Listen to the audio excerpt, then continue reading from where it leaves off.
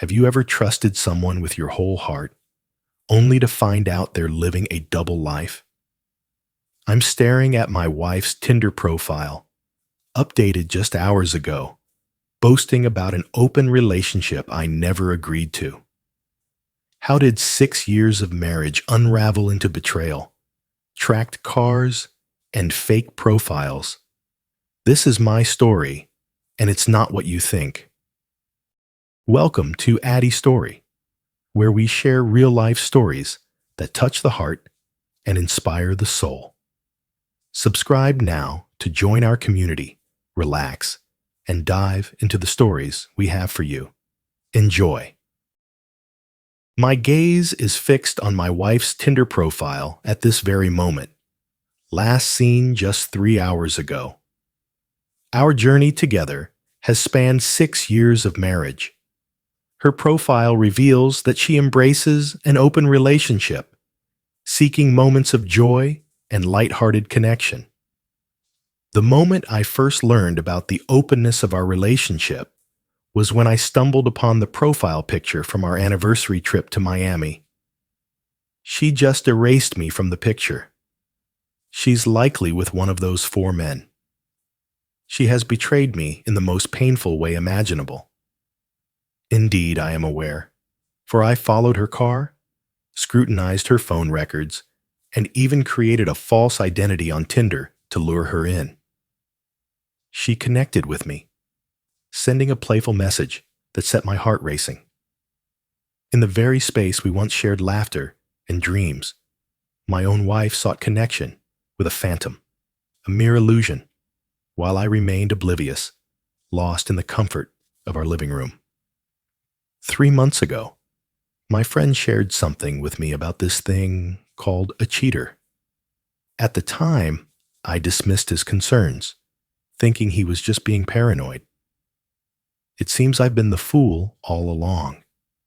The signs had been there, lurking in the shadows for some time now.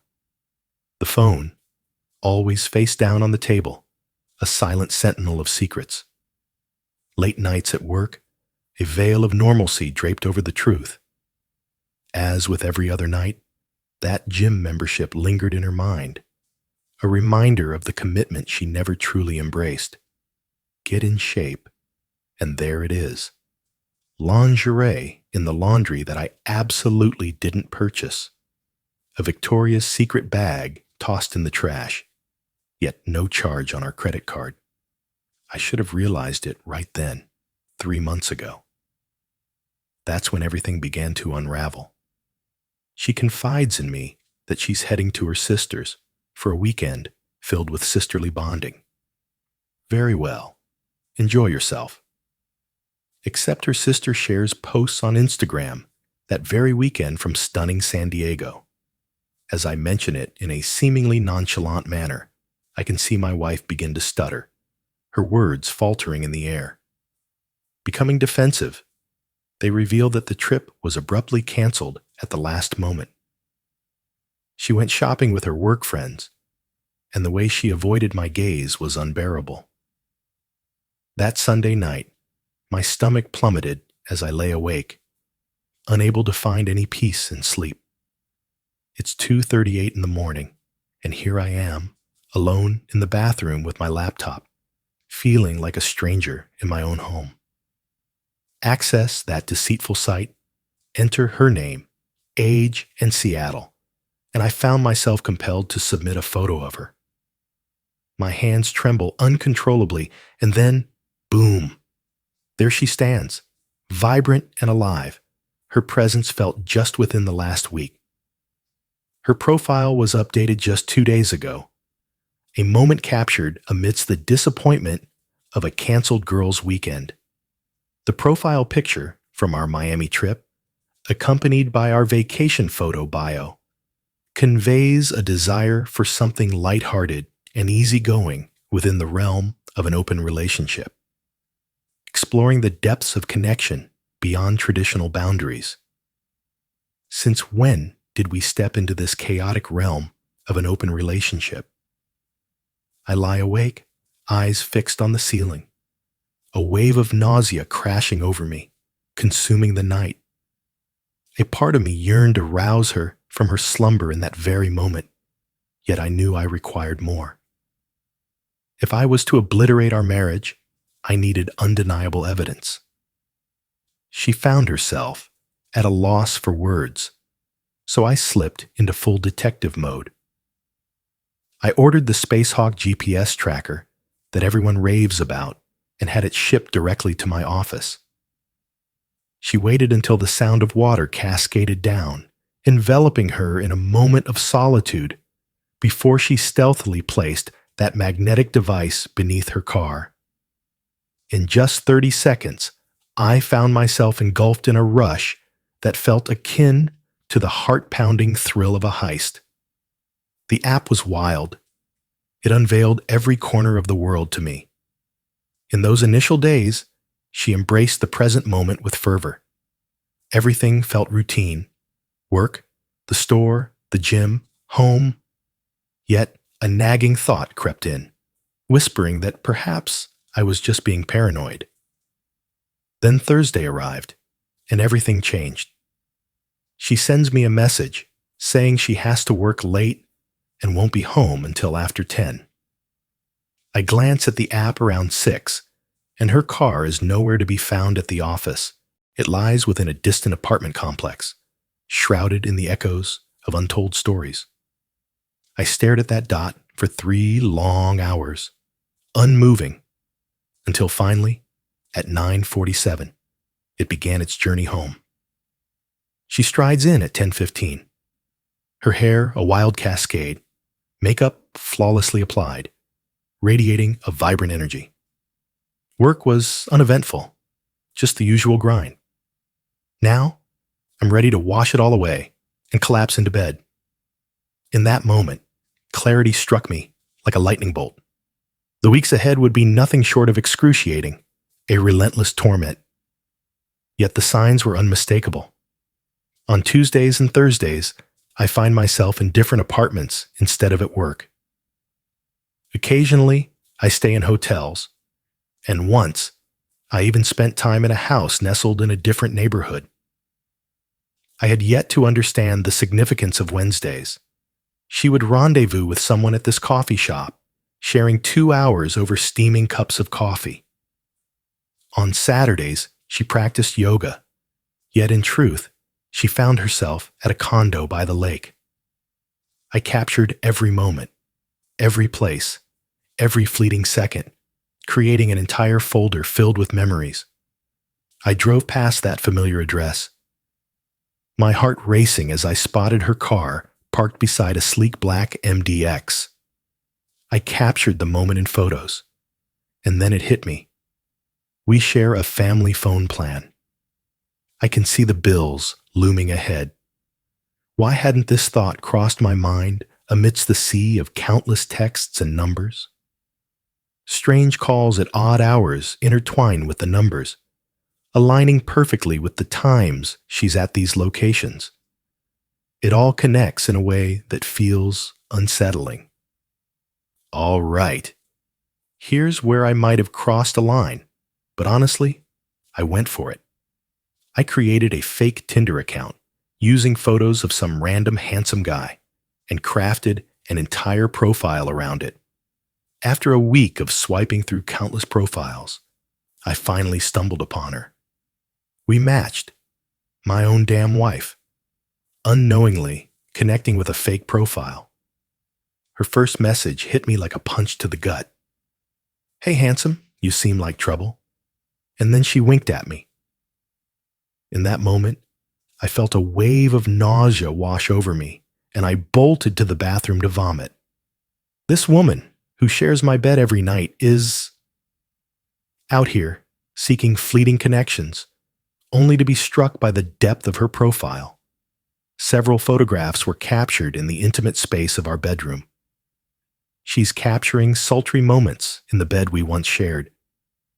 I've spent 2 days piecing together the remnants of my life. Tinder messages, GPS data, phone records, all the evidence laid bare. I discovered charges from a hotel on our credit card. She was utterly unashamed, her intentions laid bare for all to see. I realized then that perhaps I was too naive or trusting to have looked closer that Sunday morning.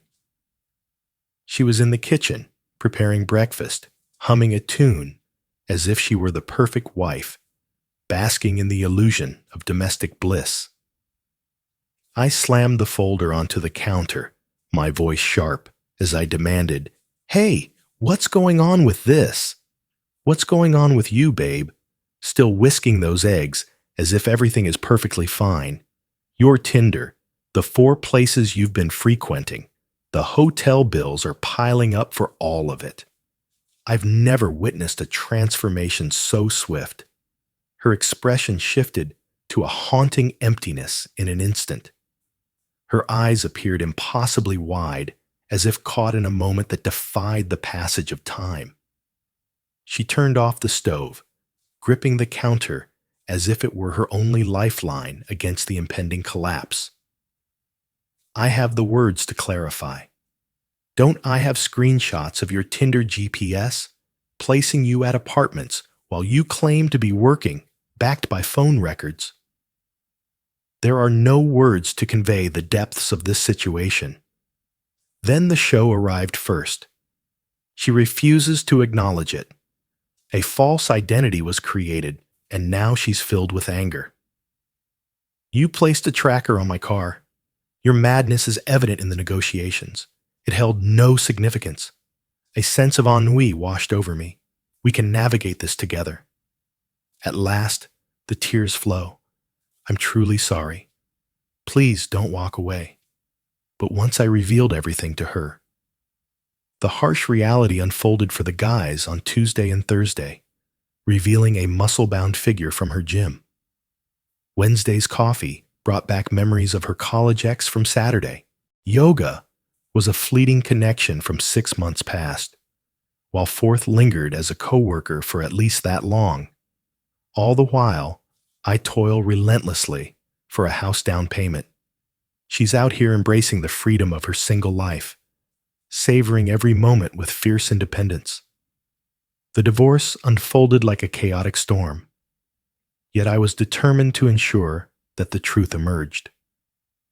She attempted to shape the story from the outset, but I refused to let her dictate the narrative, revealing that we drifted apart or that I was a source of relentless control.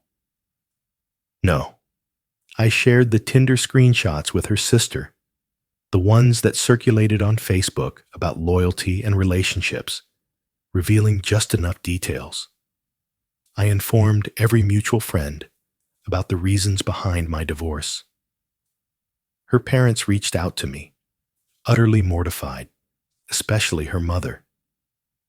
She expressed her regret, stating that she never intended for her daughter to turn out that way.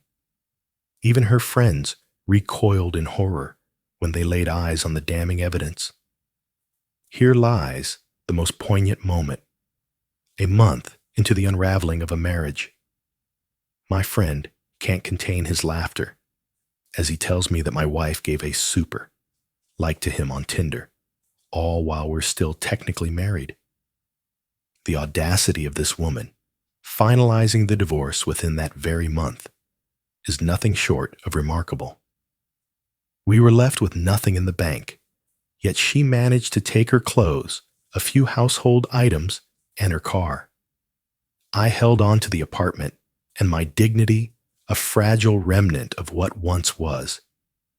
She has made attempts to connect. I faltered in my judgment. I acted foolishly. Is it possible for us to give this another shot? Everywhere I turn, I find myself ensnared by this strange phenomenon. I'm not just sad, I'm furious. Absolutely repulsed. Absolutely. Yet there's a lingering sadness. Now, I find a strange sense of relief. What if we had brought children into this first? What if I squander another 6 years? If you're reading this and something feels amiss with your partner, listen to your instincts. Do not allow them to convince you that you are losing your mind. If you're feeling unhappy, just walk away. Don't make the same mistakes she did. I'm taking my time as I navigate the world of dating once more. I openly share my past with women. And yes, I make it a point to see if they have active profiles. Go ahead. Judge me for it as I reflect on my choices. Every indication was unmistakable. A decline in intimacy, a newfound obsession with her looks, a protective grip on her phone, the emergence of new friendships, late nights at the office, and spontaneous weekend getaways. I was far too trusting to recognize the truth, but now I find myself on a path of healing. Life at home feels lighter. The stress has begun to fade. I've returned to the gym, rekindled connections with old friends, and welcomed a golden retriever into my life. Her loyalty surpasses anything I've known, even as I grapple with lingering trust issues. Ah, indeed. The therapist assures me that time is essential, yet I find solace in the thought that being single and focused on my growth is far more fulfilling than being bound to a deceitful partner. So that's it. 6 years wasted because she couldn't bring herself to delete Tinder for him. She's balancing the chaos of life while embodying the role of a housewife, and I'm grateful I uncovered the truth when I did. At 33, I'm navigating this revelation with a heavy heart. There remains a chance to begin anew. Now, with a sharper awareness of the warning signs, it's crucial to document everything meticulously. Seek legal counsel to navigate this challenging path. Refuse to allow them to twist the narrative. The truth has a way of revealing itself. And to my ex, if you happen to be reading this, I hope it was worth it. Embrace the charm of your studio apartment and the thrill of your Tinder matches. There was a man who adored you, unwavering in his loyalty. We were crafting a future together, and you discarded it all for a fleeting thrill, for something so transient that it left me shattered. I'm not just good. I'm soaring beyond good. Losing a cheater is not a loss. Evading a 6-year sentence, yet here I am. If you'll pardon me, I must take the dog for a walk. I've been encountering this girl at the dog park frequently, her smile lighting up the moments we share. It's time for me to act on my thoughts. So that's the tale this guy shared with me. And truthfully, this kind of thing occurs far more often than most realize. I have encountered countless tales like these. The tales shared on the channel reveal a haunting consistency in their patterns. The late nights at work, the gym memberships, the girls' trips that are anything but innocent. What infuriates me is how these deceitful individuals always attempt to turn the tables when their lies unravel. Suddenly, you find yourself painted as the villain for merely checking their phone or placing a tracker on the car. It's absurd. You're out here managing the entire roster while your partners are at home, envisioning a future together. And before anyone jumps in with accusations about tracking being illegal, take a moment to check your local laws. In many places, if it's your car or something you own together, you're in the clear. Yet, if you find yourself in a position where tracking your spouse seems necessary, it's clear that the relationship has already reached its end. Always trust your instincts. Those subtle red flags can speak volumes. You're turning a blind eye.